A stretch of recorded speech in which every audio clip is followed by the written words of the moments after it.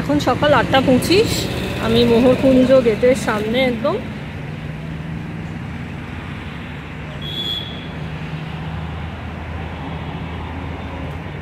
আজকে আমার 1 day trip, আরেকটা। কার সাথে গেলাম, কোথায় গেলাম, সব ডিটেলস নিয়ে আসছি। আমি রবীন্দ্র সদনের উল্টো দিকে ওয়েট করছি গাড়ির জন্য।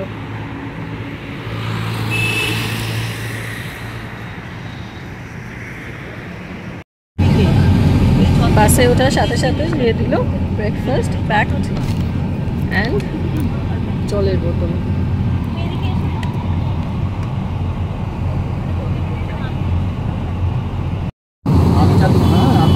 আমরা সোজা যাচ্ছি সেন্ট্রাল এভিনিউ দিয়ে, বাকিদের সবাইকে তোলা হচ্ছে গাড়িতে, দিয়ে আমরা এগিয়ে যাচ্ছি।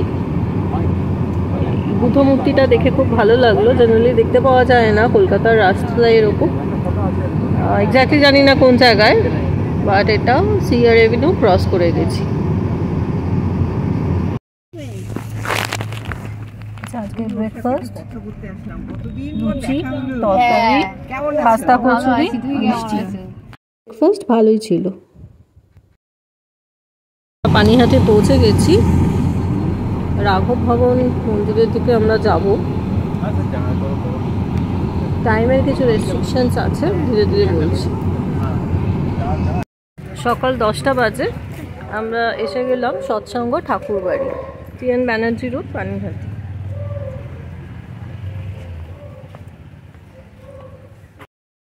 আজকের ট্যুরের অনেকগুলো স্পট আছে, তাই আলাদা আলাদা ভিডিও করে দিয়ে দিয়েছি ডেসক্রিপশন বক্সে, আপনারা সেটা দেখে নেবেন। অযথাই ভিডিওটা বেশি লেন্দি করছি না, অনেকেই বোর হয়ে যায়।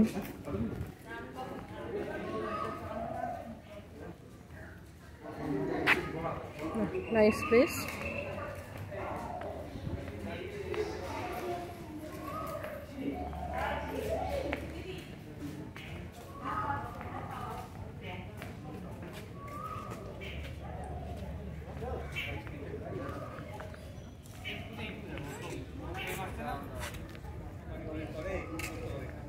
প্রাণনাথ বাবুর কালী মন্দিরের ইতিহাস, এটা প্রাণনাথ বাবুর ঘাট।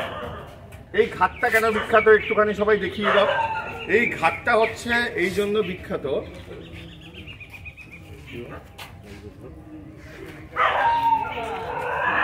এইটা হচ্ছে আমরা এসছি এখন আমাদের দ্বিতীয় স্পট প্রাণনাথ বাবুর কালী মন্দিরে।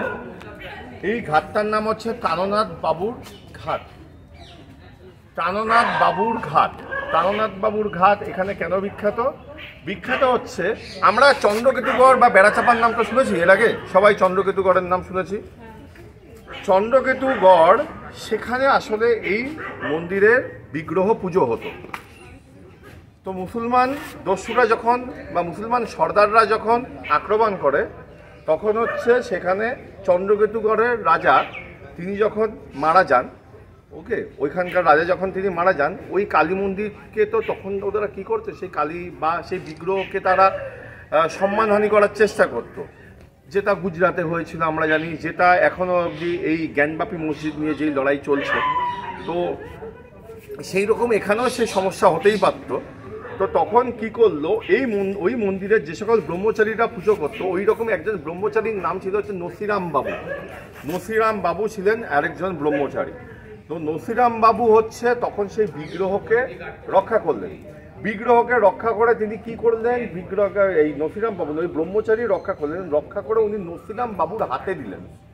নসিরাম বাবু কে ছিলেন? নসিরাম বাবু এই অঞ্চলে থাকা একজন বিখ্যাত লোক ছিলেন, ওকে, মানে যথেষ্ট পয়সা সম্পন্ন একজন অভিজাত লোক ছিলেন। উনি বেড়াচাপা থেকে গঙ্গায় করে এসে এই ঘাটে উনি হচ্ছে নিজেকে রক্ষা করে নামিয়ে আনেন, সেই মন্দিরকে নিয়ে এসে এখান থেকে উঠে এসে ইনি প্রাণনাথ বাবু কালী মন্দিরে গিয়ে, প্রাণনাথ বাবু কে ছিলেন? প্রাণনাথ হচ্ছে নসিরামের ছেলে ছিলেন, তিনি যেহেতু এই কালী মন্দিরকে প্রতিষ্ঠা করেন। দ্বিতীয় কথা, টান কথাটা কোথা থেকে এসেছিল, উনি আসার পরেই মানে বেসিক্যালি কালী মন্দির আসার পরে সেই 2 বছর আর ওখানে কোনো বন্যা এই সময় হয়নি। তো সেই থেকে হচ্ছে তখন তাদের যে ছেলে হয়েছিল তার নামও প্রাণনাথ তারা রেখেছিল, সেই থেকে ওই প্রাণনাথ কালী মন্দির এইখানটায় গিয়ে তৈরি। আমাদের tour guide mister Biswajit Poddar আজকে খুব ভালোভাবে ট্যুরটা কন্ডাক্ট করালেন। প্রত্যেকটা জায়গার ডিটেলস খুব ভালোভাবে উনি এক্সপ্লেন করলেন। পুরনো ইতিহাস। আর ওনার সাথে মিস্টার শুভজিৎ ঘোষও খুব ভালোভাবে হেল্প করলেন আমাদের সকলকে। এখানে বলে রাখি, এই মন্দিরের আলাদা ভিডিও করা আছে, ডেসক্রিপশন বক্সে লিঙ্ক দেওয়া থাকবে। কাউকে জিজ্ঞেস করে নেবেন, গোবিন্দ কুমার হোম।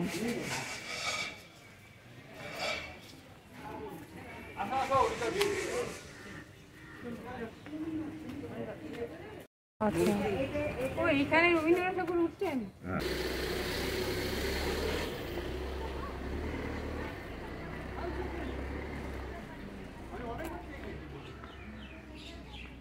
এখানে গঙ্গার ঘাট, বসে থেকে সময় কাটানোর জন্য খুব ভালো একটা জায়গা। এখানেও দেখছি শিব মন্দির আছে। সুন্দর জায়গাটার নাম হচ্ছে পানিহাটি।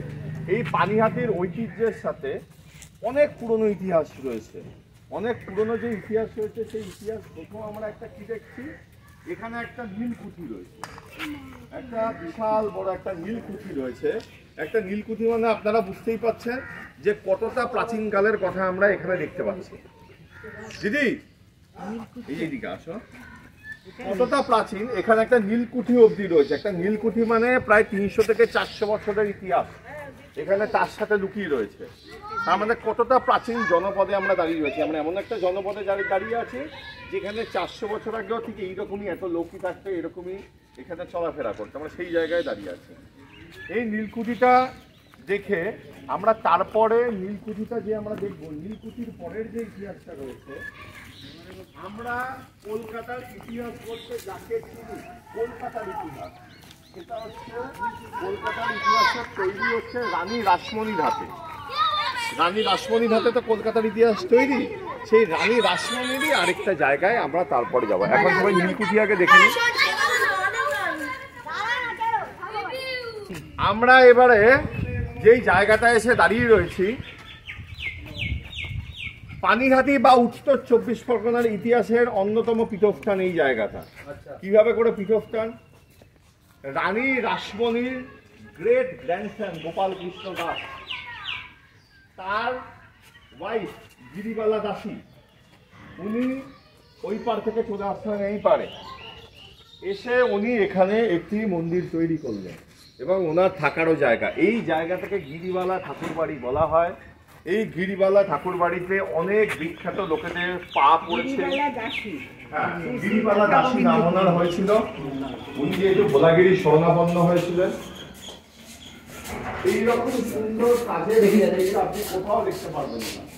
মানে এর মধ্যে যে কলকাতা রয়্যালিটি ব্যাপারটা রয়েছে, কলকাতা ঘেঁষা যে আমরা রয়্যাল ব্যাপারটা, যে সেই সময় যানবাজারের যে একটা রয়্যাল ব্যাপার সেটা রয়েছে, পুরো বাড়িটা দেখলে বুঝতে পারবেন। 1911 সালে এই জায়গাটা তৈরি হয়। 1911 সালে পুরো এই মন্দিরটাকে গিরিবালা দাসী তৈরি করে।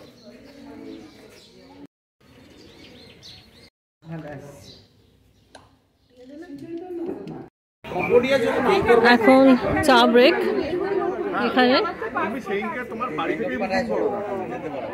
এখন হয়তো এখানে পাশে পাশে ইয়ে রয়েছে, এরকম রয়েছে। একটা সময় এটাই বিশাল জাঁকজমকপূর্ণ ছিল। পানিহাটি রাজবাড়ি। পানিহাটি রাজবাড়ি।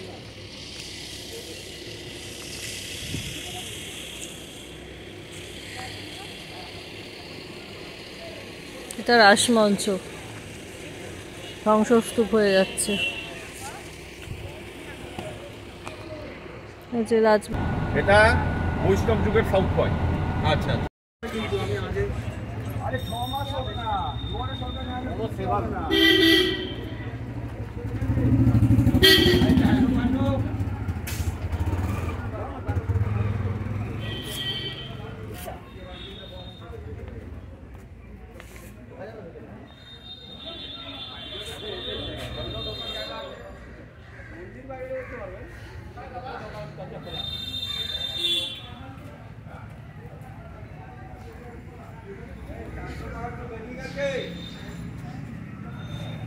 মহাপ্রভু বানিয়েছিলেন ওইটা যে দীপা দীপা করবার জন্য ওকে চোর বলে সমর্থন করলো। এই সেই লীলা। রাঘব পণ্ডিতের বাড়ি আর এটা একই জায়গা। এইসব বাড়ি ফাড়ি হয়ে গেছে বলে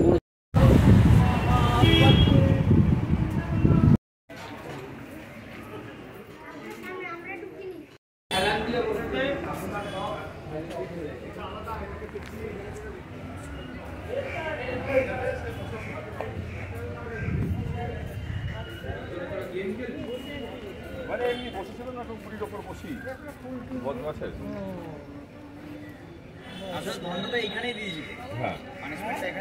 হ্যাঁ, ওকে দ্বন্দ্ব দিয়েছিল এইটাই, মানে পানিশমেন্ট যেটা বলা যায়। কিসের পানিশমেন্ট? দ্বন্দ্বটা হচ্ছে এখানে রাম যে ছিল রামকৃষ্ণদেব, উনি এখানে একটা পুজো যখন হতো, পুজোর সময় উনি এখানে যে রাজা ছিল জমিদার, তাকে বলেছিল একটা ফুলের মালা নিয়ে আসবে তুমি পুজো দেওয়ার সময়। তখন সে মালাটা আনতে দেরি করে ফেলে, পুজো চলে যায়, লগ্ন চলে যায়, তারপরে মালাটা উনি নিয়ে আসে। সেই জন্য ওকে ওই জমিদারকে পানিশমেন্ট করে যে তুমি আনতে পারো নি, তোমাকে পানিশমেন্ট দিলাম, গ্রামে যত গ্রামবাসী আছে সবাইকে তুমি চিড়ে দই চিড়ে পেট ভরে খাওয়াবে, যতক্ষণ না সবার পেট ভরে। ওখানে অন্য কথা বললো যে এটাই বললো আমাকে এখানকার।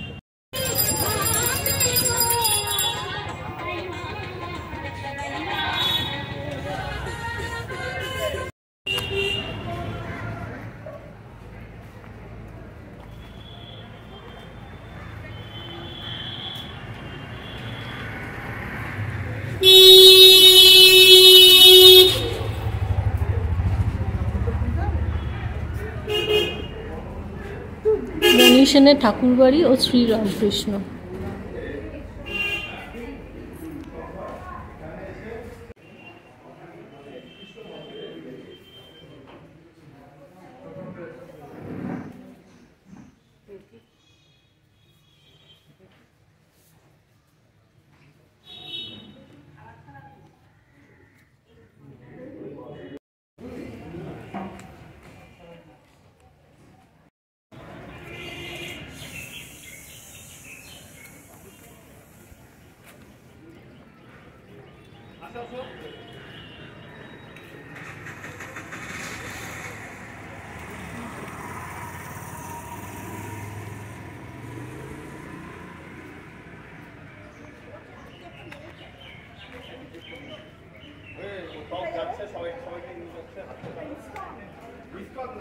রাঘব পাত, তারপরে ইস্কন।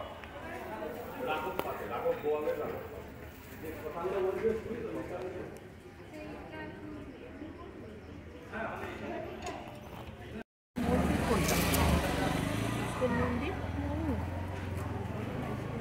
রাঘব ভবন হচ্ছে রাঘব পণ্ডিত, বিখ্যাত রাঘব পণ্ডিত, সেই সময়কার অন্যতম বিখ্যাত পণ্ডিত, যিনি কিনা নানা জায়গায় নিত্যানন্দ মহাপ্রভু এদের সমর্থনে গিয়ে তর্কযুদ্ধের তার্কিক হিসেবে তার একটা প্রচন্ড ইয়ে ছিল। তো তার বিখ্যাত টোল এখানে ছিল। এই টোলেই হচ্ছে সবাই তখন হচ্ছে এটা আজকালকার দিনে আমরা সেন্ট জেভিয়ার্স বা যাদবপুর বিশ্ববিদ্যালয় যেরকম, তখনকার দিনে এই রাঘব পণ্ডিতের টোল হচ্ছে ঠিক এইরকম একটা জায়গা ছিল। জায়গাটাকে শ্রীপাদ বলে রাখা হতো। মানে আমরা রাঘব বোয়াল যে কথাটা বলি না, এই কথাটা হচ্ছে এই রাঘব পণ্ডিতের থেকেই আসা, এই ভার্সেন। যে মানে তার সাথে কখনো কেউ তর্কে আসলে বলতো যে ওই রাঘব বোয়ালের সাথে তর্কে পারা যাবে না। তো এই কথাটা ওই সময় আমাদের লাঞ্চ গোবিন্দ রেস্টুরেন্টে। লাঞ্চ শুরু, মিক্স ভেজিটেবল খাবার, আচ্ছা এর সাথে রসগোল্লা। দুপুর 2:30 বাজে, আমরা লাঞ্চ কমপ্লিট করে আবার গাড়িতে উঠছি। প্রত্যেকটা মন্দিরে যেরকমই সিস্টেম আছে যে 1টা থেকে 4টে 4:30 অবধি বন্ধ থাকে, ঠিক সেরকম সিস্টেম। তো সেই ফাঁকে আমরা অন্যান্য স্পট দেখবো যেগুলো খোলা থাকে। তো আবার স্টার্ট করছি খাওয়া দাওয়ার পরে।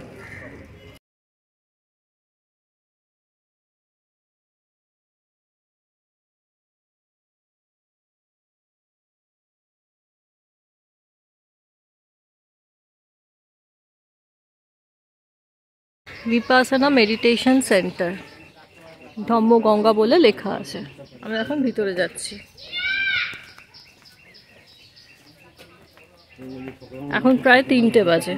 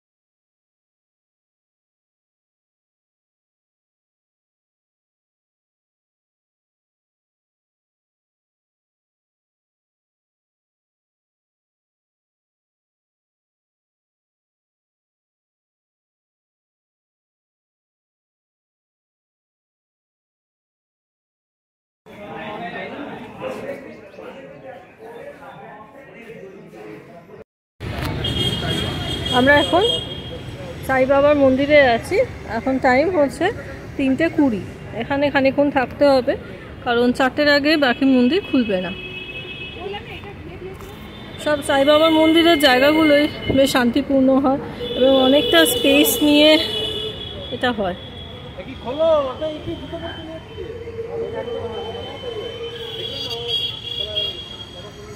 মন্দির খোলার সময় 6টা থেকে 12:30 আর সন্ধ্যেবেলা 3টে থেকে 8টা।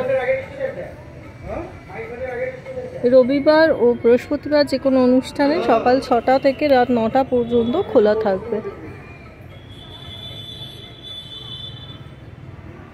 খুব সুন্দর সাজিয়েছিল, শীতকালে যেমন সব জায়গায় ফুলে ভরে যায় সেরকম এখানেও ছিল।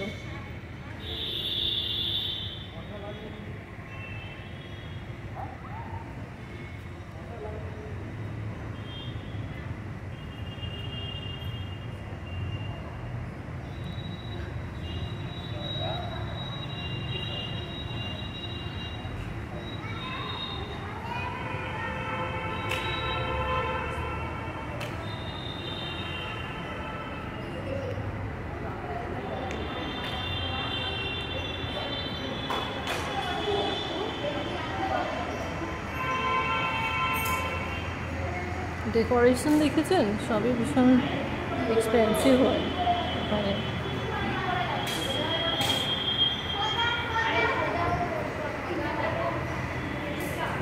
পরিষ্কার করছে সমানে।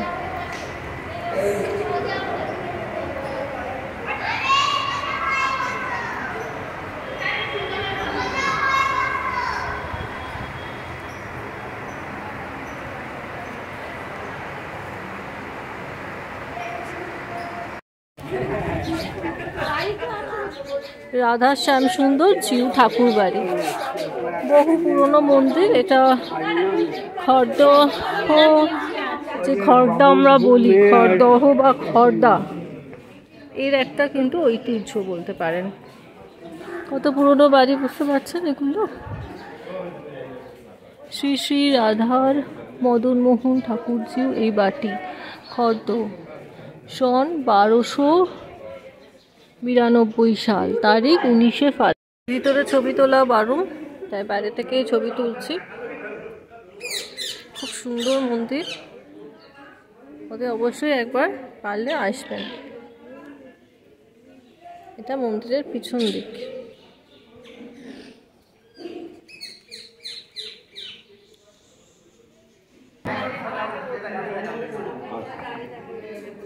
ওখানে নিত্যানন্দ মহাপ্রভুর 2 স্ত্রীরই সমাধি আছে। এটা বরঞ্চ খুব সুন্দর দেখার জিনিস। আর এটা কত বছরের পুরনো মন্দির? 500। আচ্ছা, আর এই মন্দিরটা 500 বিগ্রহ। আচ্ছা, বিগ্রহটা। মন্দিরটা তো 100 বছর আগে তৈরি হয়। আচ্ছা, হ্যাঁ। আর কে তৈরি করেছিল বললেন যেন ওনারা? হ্যাঁ, ওই তো কে যেন তৈরি করেছিলেন? কে? নিত্যানন্দ মহাপ্রভু, মানে উনি এসেছিলেন। আচ্ছা, নিত্যানন্দ মহাপ্রভু, চৈতন্য মহাপ্রভু, চৈতন্য মহাপ্রভু সাকরেত যে ছিল, নিত্যানন্দ মহাপ্রভু, গৌরাঙ্গ মহাপ্রভু, নিত্যানন্দ মহাপ্রভু। তার দুটো বউ। হ্যাঁ, তার দুটো বউ। চৈতন্য মহাপ্রভুর দুটো, বিষ্ণু পূজা। তারপরে কে যেন বিগ্রহটা তৈরি করেছিলেন বললেন? বিগ্রহটা বড় ছিল। বিগ্রহ কে তৈরি করেছিল নাম বলুন। মানে ওনার বড় ছেলে। হ্যাঁ, ওনার নামটা বীরভদ্র। বীরভদ্র জিউ হয়ে গেছে। হ্যাঁ, বীরভদ্র প্রভু।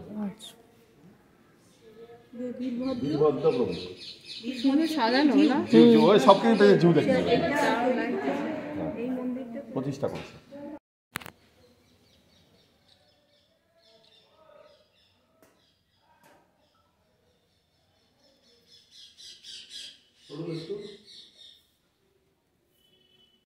এটা সমাধিক্ষেত্র দুজনের, দুই বউয়ের সমাধিক্ষেত্র।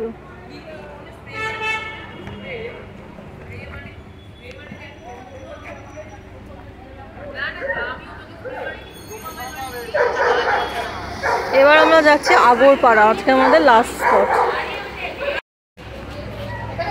গোপীনাথ জিউর মন্দির।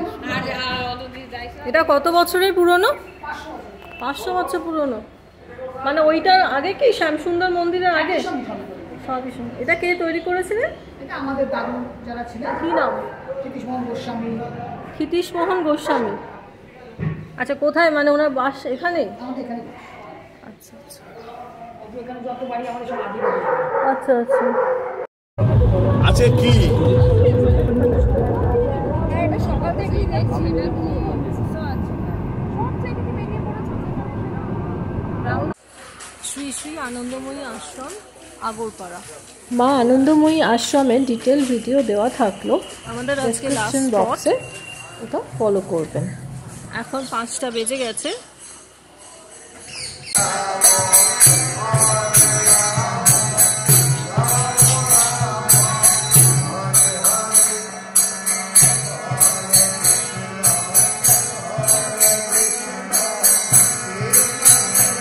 পঞ্চবটি এটি সৌন্দর্যায়ন হয়েছে এবং আগে এই যে জায়গাটি ছিল এই জায়গাটিতে এমনি গাছপালা ছিল, কিন্তু এই যে পাথরের যে সমস্ত ইনস্টলেশনগুলো এইগুলো নতুন হয়েছে কম্পারেটিভ। আচ্ছা। আর ওইখানে দেখছিল যে গঙ্গা কুটির। আচ্ছা। ওই যে গঙ্গা কুটির, হ্যাঁ, ওটা একদম হচ্ছে মানে গঙ্গার একদম নিকটস্থ একদম একটি থাকার জায়গা, এবং এখানে যারা বিশেষ অতিথি তাদের জন্য রাখছে। আচ্ছা, এটা থাকার ব্যবস্থা আছে। আর একটু যদি আপনি এগিয়ে যান তাহলে ওখানে একটি জব কুঠির রয়েছে। ওই জায়গাটি যে দেখাতে পারেন আর কি, ওটা যে জব কুঠির। ওখানে যদি কেউ মনে করেন যে গঙ্গার পাড় দিয়ে যাওয়া, এটা আপনি এইখান দিয়ে যেতে পারেন, এখান দিয়ে যেতে পারেন, বিভিন্ন জায়গা আছে, আপনি যে কোনো জায়গা দিতে পারেন। এখান দিয়ে যদি যান তাহলে দেখাচ্ছি। এবং এখানে নাকি কথিত আছে যে মা অর্থাৎ মা আনন্দময়ী তিনি দেখেছিলেন যে, অবশ্যই ধ্যান অবস্থায় দেখেছিলেন যে এখানে নাকি গৌরাঙ্গ যখন এখান দিয়ে যেতেন তখন নাকি এখানে উনি বিশ্রাম নিতেন। এটি মা বলেছেন। এবং এই জায়গাটি অত্যন্ত পবিত্র বলে গণ্য হয়। এবং এখানে অনেকে যারা চান আর কি ওখানে মানে নিভৃতে আর কি জব করতে পারে, জব ধ্যান করতে পারে, সেই জায়গাটি আছে। আর এটি একটা যে যজ্ঞবেদী, এখানে বিশেষ বিশেষ তিথিতে এখানে যজ্ঞ হয়। যেমন বিশেষত নববর্ষের দিন এখানে শিব যজ্ঞ হয়েছিল। এই সেই সেখানে শিবলিঙ্গ রয়েছে। এছাড়া আরেকটি বড় যজ্ঞবেদী আছে, ওটি যখন ঢুকতে আপনি যখন দেখেছেন প্রবেশের পথে সেখানে এটি এরকম যজ্ঞবেদী আছে, খুব বড় ধরনের। এই হচ্ছে ব্যাপার। আচ্ছা, আপনি এখানে? হ্যাঁ, আমি এখানকার স্থানীয়। আচ্ছা, স্থানীয়। আপনার নামটা বলবেন? আমার নাম করুণামোহন মুখার্জি। আচ্ছা, থ্যাংক ইউ আপনার ইনফরমেশনের জন্য। ধন্যবাদ। কাউকে পাচ্ছিলাম না, কেউ বলতে পারছি। আজকে ট্যুর শেষ আমাদের, আমরা বাড়ি ফিরছি। মনমাঝি ট্রাভেল গ্রুপের সাথে খুব ভালো ঘুরলাম আজকে, ওয়ান ডে ট্যুর। ওদের ট্যুরের নাম আজকে উত্তরের দক্ষিণে। অনেকগুলো স্পট কভার করলাম আজকে। আর রাত্রিবেলা ওরা আমাদের ডিনারটা দিয়ে দিল। একটা জিনিস মিস হয়ে গেছে, সন্ধ্যেবেলা চা, তার সাথে স্ন্যাক্স, আর রাত্রিবেলা ডিনারে বিরিয়ানি। কন্ট্যাক্ট নাম্বার দেওয়া থাকলেও আপনারা চাইলে যোগাযোগ করে নিতে পারেন। আজকে ওয়ান ডে ট্রিপের চার্জেস পড়লো 1200 পার পারসন।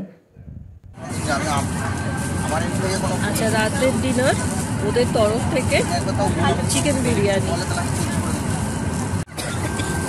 আজকে ট্যুর এখানেই কমপ্লিট আমাদের। এবারে আস্তে আস্তে ড্রপ করতে করতে আমাদের পৌঁছে দেবে